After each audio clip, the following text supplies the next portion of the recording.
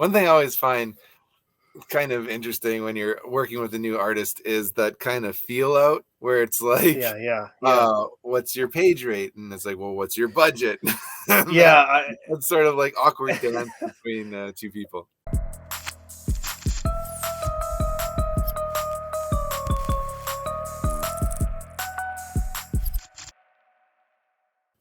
Hey guys, welcome to Inside Comics with George Michail. Really quick, if you like this kind of content, make sure you subscribe and tell a friend about it.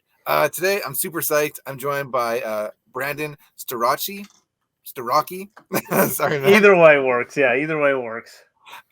So, Brandon, you're a writer on AVALON, your comic book series that's on Kickstarter right now. There's a link in the description of this video. So, guys, go out and check out this Kickstarter project. Brandon, thanks for being on the show. Thanks for having me. So you have an artist on AVALON that is pretty amazing, Demetrius Nastos. Yeah. And I'm wondering if you can talk a little bit about hiring an artist. A lot of people who are kind of first getting started in comics, they don't really know how to go about hiring an artist. So I'm wondering if you could tell us about your experience. I spent a lot of hours and months just looking on like comic hashtags of Instagram. That was the way my approach for it. Just looking over like comic book artists, I think is the hashtag I specifically was using. And every day I would scroll until I found something I liked. Then I would click their art. I look at their page and go, okay, that kind of fits like the kind of like image I see for AVALON. So then I would message them. So just out of a bunch of different people, I finally struck the artist that we have now, which is Demetrius Nastos. And I couldn't be happier with finding him. I would not want anybody else to do this. I think going through issue 1 and then kind of evolving to where we're at now with the art, it's to me it has AVALON written all over it. It's the artwork for it. It's so unique and it's so good and unique and all that stuff. It just holds all elements that you would want in comic art. And to find him, I'm very lucky to have found him the way I did find him. Yeah, I've found my artists that I've worked with mostly through Instagram as well. There was this page, it's called Rogue Comics, I think, and they would just have like different bits of art from like a bunch of different artists, and I've reached out to a few of them because when you're first getting started, a lot of like established creators that are working on like Marvel or DC projects, they're very busy, they're very expensive. And they're a little reluctant to work with a newcomer. So I was trying to find someone that I thought was really talented, that was maybe in my budget, that might be available. And is this your first time working with Demetrius? First time working with him. Like I said, we probably linked up about a year and a half ago, and it was a long process for issue 1 because I was very picky with what I wanted, and it was kind of getting through a lot of those obstacles. We actually just spoke recently about talking about those obstacles that we had to go through, and now going over that whole course of issue 1 and watching that develop, and then watching how he evolved and the way he does the panel layouts now are so much more unique and like movie kind of articulated in a way. And I've grown to trust him a lot more now. So I feel like he's been able to breathe. So he's been doing a lot more things that he believes it like tells the story a lot better. And I fortunately like him, you know what I mean? So I think it's just like, it's all coming together now, and AVALON is starting to get its identity with issue 2 and issue 3 right now, because he's working on the artwork for issue 3 right now. So it's just that identity of AVALON has definitely been built up in issue 2 and 3 going on. Yeah, I can relate to what you're saying. I know when I first started writing comics, I'd give a lot of feedback to my artists, and I'd be like, and in my scripts, I would be like describing like camera angles and even where I wanted the panels on the page. And as I've been doing this for a few years now, I've like really eased up, especially with an artist that you can trust, that has done comics before. Just kind of let them roll with it a bit, because it really is a collaborative medium. Of course. But that is like you just mentioned though too. I think it's just having that time and watching the development over time. It's just like a relationship, you know, as much as it is whatever. You have the time and you build your chemistry, you know, and that friendship and all that stuff. And then you guys, you're both minds are hitting the same spot, and we both know where we're coming from now. And it's just like that. You just trust them now. And I think that's where him and I are at right now. Is I don't even like go. I was just telling him too. Is like I used to be so picky. I would look at the smallest thing like, no, I don't like that. You know, please keep change that and all that stuff. But now it's just I'm looking to see if it just flows right, and it has like there's some things I'm going to be picky about, but they're very few and far and in between now. Rather than issue 1, it was very panel to panel for me. But yeah, one thing I always find kind of interesting when you're working with a new artist is that kind of feel out where it's like, yeah. What's your page rate? And it's like, well, what's your budget? That's sort of like awkward dance between two people. And especially because it's like now when you get a good product too, and it's just like you know they deserve a little more, but it's just like, man, it's hard because you know this independent comic world is brutal. So you want to pay your guy more and all that stuff, but then when you make more, you could pay more, and that's the way I'm looking at it right now. But like he does such a good job for a fair price. It's I'm so glad. Like again, I'm so glad to find him, and it was a weird situation when I first, you know, when we were first talking about price and all that stuff because I didn't know anything. And this was like my first real project and trying to find artists. And there's artists that were like throwing numbers out there. You're like, whoa, you're like, what are you, Michelangelo? Like, what do you offer? You're not anything crazy, dude. Like you have good art, but I would never pay that for a page. But he very fair, very good art style too with it and all that stuff. And I'm very, like I said before, I'm very lucky to find him or have had him. Can you tell me about your project? It's called Avalon. It's on Kickstarter right now. What's this book about?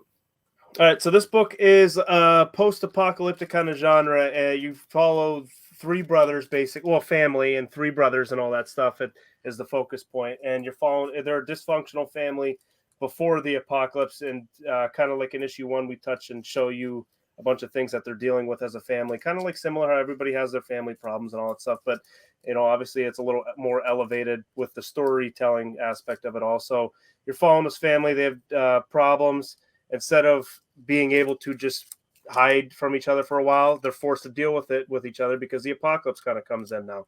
You know, this infection starting to come out. It's making the family stay together. And although they have to deal with this, you know, impending doom kind of setting up, they also have to deal with their family issues that they've been having on hold for the last, you know, year or so. So it's just like a bunch of things hitting this young family at once. So it's kind of hard for them to survive and deal with their problems and all that stuff. So that's kind of like the gist of what we got right now.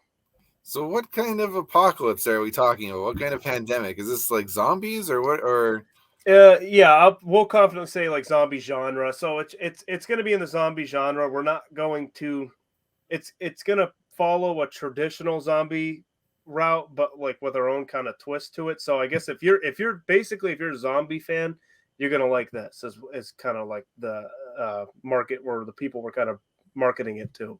So if it's zombie genre, but with our own kind of twist, not too far from the zombie genre. We don't like how like some places did like crazy stuff and they're trying crazy new ideas with zombies, but it follows the tradition, but we're doing it in our own way. And we're not trying to change the genre. We're just trying to make a new story in it. Right. So can you tell us a little bit about what these creatures are like? Like what's going on with them? Like, are they fast zombies like 28 Days Later? Or is it more like something like the Crazies or the Sadness, where it's like people that have just kind of got mad and are doing bad things? So it's kind of hard because the funny thing is like with our kind of story is you're going to learn more about these infected zombies as the story progresses. It's part of the storyline. It's not like we just are like zombies here, you know, now you're following the storyline. The zombie infection that we got is going to develop with the story and the characters that we have.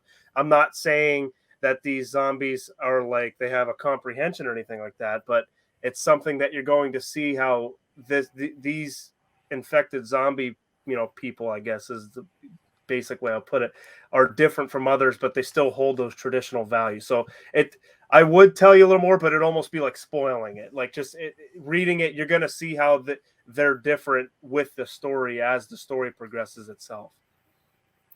Okay. And so this is a Kickstarter for issue 2. Mm-hmm. In the Kickstarter, can you get issue 1 as well? Yes. Right now we have a physical copy for issue 1 and 2. It's like a catch-up tier. Right now on the Kickstarter, we're doing a PDF file too. We didn't do it with the last one. We are working on getting it as a PDF file so you can buy it on our Shopify app right now.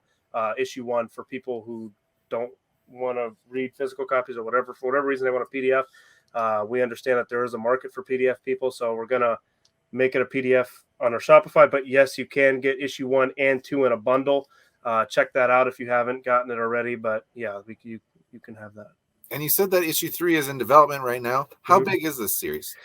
So it's, as far as right now, it's ongoing. I have written up to about 8 issues right now, and he's working on the artwork of issue 3 right now. So off the top of my head, I probably have like 30-40 issues. I mean, and again, as far as I can tell, it's ongoing. As long as I can come up with good ideas and I don't ruin it, it's going to keep going.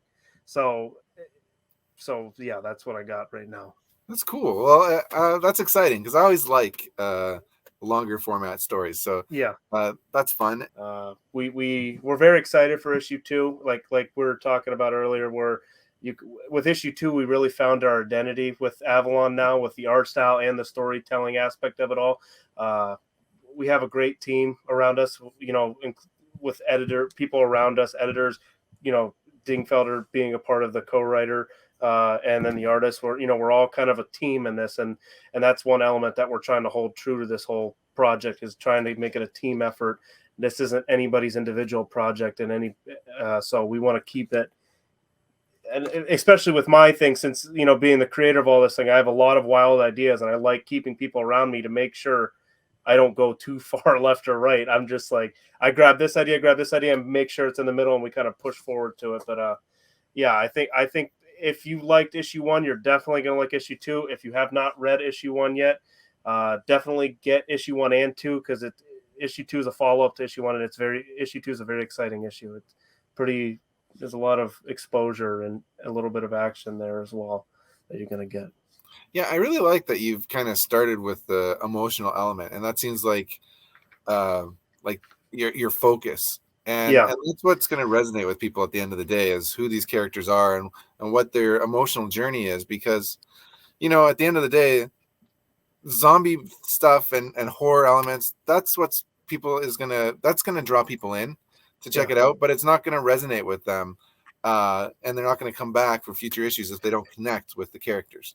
Yeah, and that is, and I'm glad you brought that up too, because it is a focus point for us when we're for the story progression of this. Is these characters will feel real. These characters will feel like you and I. Like there's going to be people, like people deal with stresses every day. They need medications to deal with their stresses. People have real health issues and all that stuff. So, and they have to deal with those health issues. So you're going to get all those things kind of put into this story along with it. So we're not missing anything. Like I said, I feel like a lot of stories are like nobody's walking into the apocalypse with a health problem, and stuff like that. And nobody's really talking about anxieties about this new life, the past life and all that stuff, and having it really weigh on them and all that stuff. And then, so it just, the way they even talk too, that's another thing as well. But these characters are going to feel very real, and you can relate to these characters as well and why they think the way they do. Even if you think it's a stupid idea on why characters act in a certain way, you can understand why this character is doing something like that. Awesome. Well, thank you so much, Brandon Starocci, for being on Inside Comics. And I want to encourage everyone again, go and check out Avalon. Link in the description of this video. Until next time, man. Peace. All right. Thank you very much.